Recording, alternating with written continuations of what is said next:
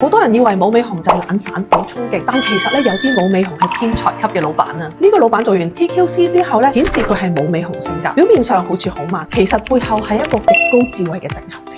特質咧就係唔中意爭，以和為貴。一旦開始咧就會做到最好。我哋睇翻佢個腦圖，左額二區組織管理能力高達16.4%，屬於領導型結構；而右側嘅空間感知、操控能力同埋藝術體覺能力都係佢嘅強項，代表佢有策劃力啦、遠見啦同埋執行力嘅。簡單啲嚟講咧，就係諗得深、做得穩、睇得遠。而同時咧，佢嘅聲音情緒感受區咧係偏弱嘅，咁即是咧佢比較容易咧太理性、太快諗方案，而忽略咗自己內心嘅情緒感受。呢個咧就係好多老闆太清醒而導致嘅壓力來源啦。報告裡面有個潛在人格嘅特性，話佢係一個個性強、決定嘅事情咧全力以赴，絕不輕言放棄嘅。佢係一個忠誠可靠嘅長期合作夥伴。因此咧，冇尾熊唔代表慢，而係慢熱但係高精準。呢種人咧最適合做決策層立。我提醒呢位老闆，你個腦太高效，要記得俾自己 me time 啊。放鬆唔代表懶，情緒穩先至可以帶隊穩。TQC 唔止睇潛能，仲幫老闆睇清楚自己嘅思考節奏同埋領導盲點。我係譚老師，用 TQC 幫你讀懂大佬背後嘅決策密碼。留言 TQC 關注